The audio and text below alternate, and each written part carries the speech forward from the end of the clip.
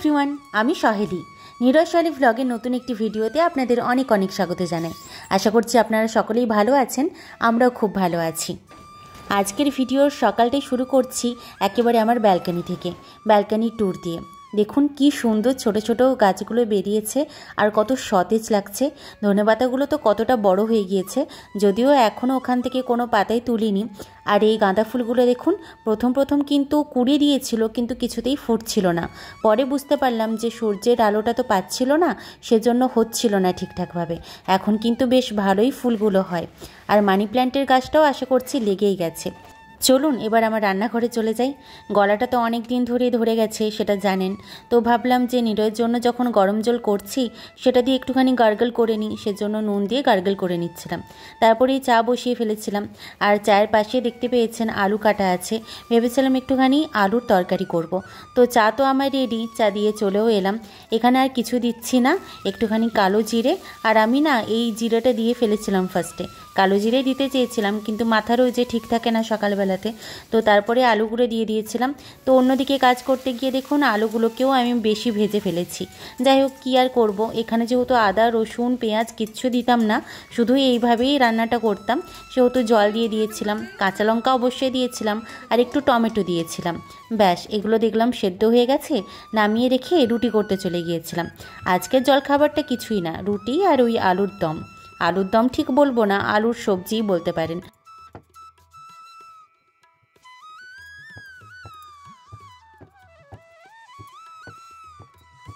আমার এই অপটু হাতে টেরাবেঁকা রুটি বেলা দেখতে কিন্তু আপনাদের অভ্যস্ত হয়ে গেছে আশা করছি, তাই না? রোজই তো এইভাবে টেরাবেঁকা রুটিই দেখেন। কী আর করবেন বলুন, যতই চেষ্টা করি না কেন আমি কিছুতেই পারি না। কখনো হয়তো গোল হয়ে যায়, কিন্তু মাঝে মাঝে এরকমভাবে হয়ে যায়। কী আর করব, আর তাড়াহুড়ো থাকে, এগুলো যে আবার ভালোভাবে শুরু করব সেটার হয় না। যেমনভাবে বেলা হয় সেভাবেই দিয়ে দিই। খাবো তো মাত্র দুটো মানুষ, সেজন্য যেমনই হোক চলে যায় আমাদের।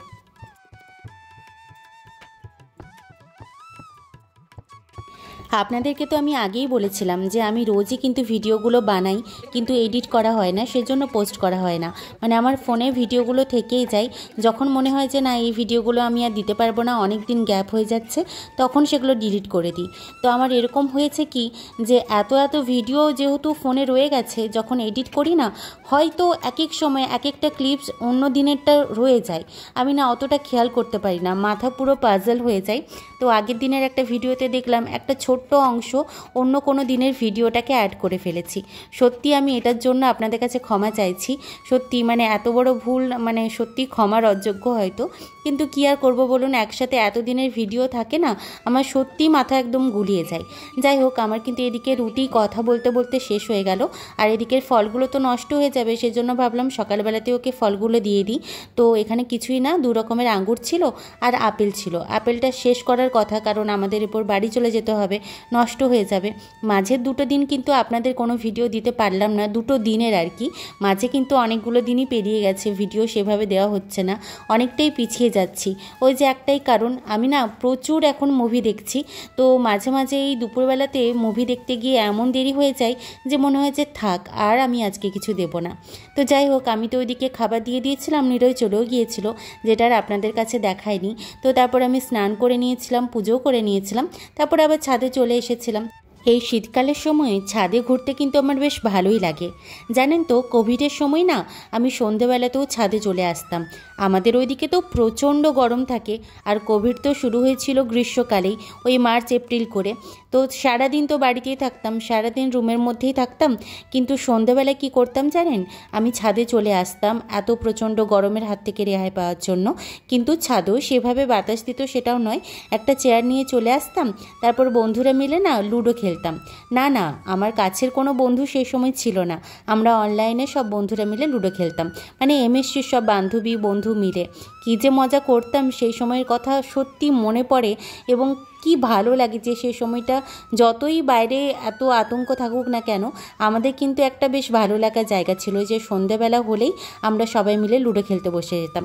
যাই হোক, আমি আবার নিচে চলে এসেছিলাম, আর এদিকে দেখুন সর্ষে আর পোস্ত ভিজিয়ে রেখেছিলাম, আর একদিকে বেসন একটুখানি গুলে করলাগুলোকে গোল গোল করে কেটে দিয়ে রেখেছিলাম, আর একদিকে বেগুন কেটে রেখেছিলাম, তারপর ফুলকপি আলুও কেটে রেখেছিলাম, আর কিছু সয়াবিন দিয়ে এগুলোকে সেদ্ধ করতে বসিয়ে দিয়েছিলাম।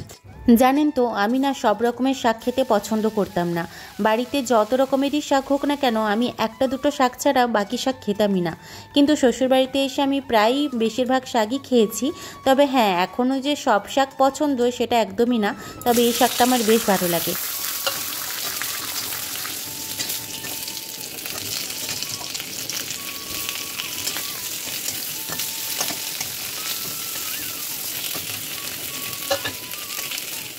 সবার প্রথমে মাছগুলোকে হালকাভাবে ভেজে নিলাম। এতে তো বেশি তেল লাগে না, তো ওই তেলে না আমি অল্প করে বেগুন কেটে রেখেছিলাম, সেগুলো দিয়ে দিয়েছিলাম। তো বেগুনগুলোকে ওখানে ভাজতে দিয়েছিলাম। ততক্ষণ আমি ভাবলাম যে এই যে সর্ষে পোস্তটা বেটে নিই। বেগুনগুলো তুলে রেখে তারপর ফুলকপিগুলো আর আলুগুলো যে সেদ্ধ করতে দিয়েছিলাম ওগুলো আগে ভেজে নিয়েছিলাম। ফুলকপিগুলোই আগে ভেজেছিলাম। ফুলকপিগুলো ভাজা হয়ে যাওয়ার পর দেখুন কী রকমভাবে হয়েছে। সেদ্ধ করলে এটাই হয়, একটা সিটিও দিই না, কিন্তু ওই যে অনেকক্ষণ ধরে রেখে দিই সেজন্য বেশি সেদ্ধ হয়ে যায়। এরপর সেদ্ধ করা আলু আর সয়াবিনগুলো দিয়ে দিয়েছিলাম। আমি না জলটা কিন্তু পুরোটা নিংড়ে নিই না, অল্প জল রেখে দিই। পুরো জল নিংড়ে নিলে কি হয় জানেন তো, যতটাই তেল দিন না কেন পুরো তেলটা কিন্তু টেনে নেয় সয়াবিনগুলো, সেজন্য অল্প জল রেখেই দিই। মেসে থাকাকালীন আমি কি করতাম জানেন, আমার তো সয়াবিন ভীষণ পছন্দের, মানে আমার সব সবজি মোটামুটি ভালো লাগে, এক দুটো সবজি ছাড়া বাকি সব সবজি আমি খাই। তো সয়াবিনটাও আমি কিন্তু অনেক বড় প্যাকেট কিনে রাখতাম যাতে আমার পুরো মাস চলে যেত। তো মাঝে মাঝে কি করতাম, একটাই যেহেতু সবজি করতাম, এরকম শীতের দিনে তো সয়াবিন ফুলকপি তারপর আলু সব কিছু একসাথে থাকতোই, কিন্তু গ্রীষ্মকালেও সয়াবিন দিয়ে আলু দিয়ে আর ডিম যদি থাকতো ডিম দিয়ে দিতাম, মানে ওই ঝোলটার উপরেই ডিম দিয়ে দিতাম। যদি মাছ কখনো কিনতাম, মাছ তো খুব রেয়ার কিনতাম বলেইছি, তো মাছ হলো মাছ ওটার সাথে দিয়ে দিতাম। একদম মাছ ফুলকপি সয়াবিন আলুর একটা ঝোল করে নিতাম আর ভাত, ব্যাস ওটা দিয়ে আমাদের খাওয়া হয়ে যেত। আমার সর্ষে পোস্ত পেস্ট কিন্তু রেডি। এবারে কিন্তু অনেকটাই করেছিলাম অন্য একটা রেসিপি করব বলে, তো এখানে না এইভাবে তুলে নেওয়াটাই বেশি প্রবলেম। চারিদিকে যাতে পড়ে না যায় সেই দিকটাও আমাকে খেয়াল রাখতে হচ্ছিল, আর চারিদিক থেকে ভালোভাবে তুলতেও হচ্ছিল। এটা কিন্তু ভীষণ ঝামেলার কাজ। যদিও আমি শিলে বাটলেও আমি এই কাজই করতাম, চারিদিকে ফেলে দিতাম, কিন্তু এখন আমি তাও অনেক সাবধানী হয়েছি, সেজন্য ঠিকঠাকভাবে সামলে নিয়েছিলাম। যাই হোক, এদিকের আমার কিন্তু সয়াবিনের সবজিটাও পুরো রেডি, এটা নামিয়ে রেখে দেব। এরপর দেখুন আসল কাজ।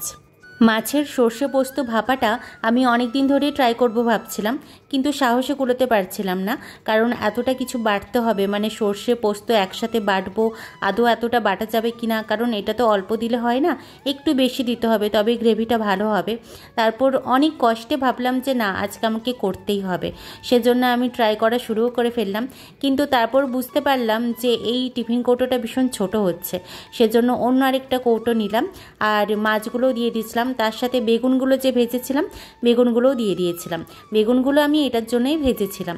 তো এই যে জল বসিয়ে দিয়েছিলাম কড়াতে আর কৌটোটাও বসিয়ে দিয়েছিলাম। তারপরে আমি এই করলাগুলোকে মেখে নিচ্ছিলাম ভালো করে বেসনের সাথে, আর এটা ঢাকাটা খুলে দেখলাম যে ঠিকঠাকভাবে হয়নি, তখনও একেবারে পাতলা রয়ে গিয়েছিল, সেজন্য কৌটোটা ঢাকা দিয়ে আবার রেখে দিয়েছিলাম অনেকক্ষণ ধরে। তারপরে আমি এই বড়াগুলো ভেজে নিচ্ছিলাম, করলা বড়া।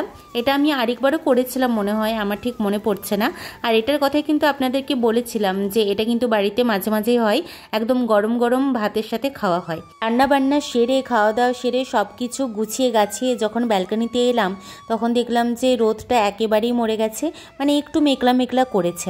দেখুন চারিদিকের কি অবস্থা, স্কুল থেকে বাচ্চাগুলোও ফিরে গেছে। আর আমি এই সময় তো ব্যালকনির এই যে জানলাগুলো বন্ধ করে দিয়ে জানেন, তো যে ব্যালকনির জানলাগুলো বন্ধ করে দিয়ে চলে এসেছিলাম, ফলগুলোও খেয়ে নিলাম। দেখতে দেখতে সন্ধেও হয়ে গেল। আমার যে কিভাবে সময়গুলো কেটে যায় সত্যি বলে বোঝাতে পারবো না। তো নিরই চলে আসার পর চাও রেডি করে ফেললাম। এই সময়টা না আমার এত ভালো লাগে, মনে হয় যে না বাড়িতে কেউ একটা আছে, মানুষ বলে কেউ আছে। সারা দিন তো আমি একা একা, যদিও আমার সঙ্গী আমার গল্পগুলো আছে বলে আমি সত্যি অনেকটা রেহাই পাই। ট্রেটা দেখে আমার একটা ঘটনা মনে পড়ে গেল। কিছুদিন আগেই এই ট্রেতে করে ওকে যখন চা দিয়েছিলাম, চায়ের সাথে তো আমি ওই ঝুরি ভাজা বা কিছু একটা দিয়েছিলাম মনে হয়, কিছু না কিছু তো থাকেই। তো তারপরে ও ট্রেটা রাখতে এসেছিল, রাখতে এসে নিজেরই কি মনে হয়েছে ধুতে গেছে, দিয়ে এই ট্রেটাকে স্কচ ব্রাইট দিয়ে ধুয়েছে। ভাবতে পারছেন এত জোরে ঘষেছে। আসলে কিছুদিন আগেই এটাতে গরম চা দেওয়ার পরে গরম চা দিয়েছিলাম বা মানে অন্য কিছু রেখেছিলাম আমার ঠিক মনে নেই, এর ওপরের প্লাস্টিকটা না অল্প উঠে গিয়েছিল, একটু মানে গুঁড়ো গুঁড়ো হয়ে যাচ্ছিল। দামি ছিল না তো জিনিসটা, সেজন্য মানে দেখতে ভালো লেগেছিল বলে আমি নিয়েছিলাম। তো এগুলো উঠে যাচ্ছিল দেখে নিরয় বারবারই বলতো যে এগুলোর সাথে খাবার কিছু দিও না, নয়তো এগুলোও আমাদের পেটে যাবে।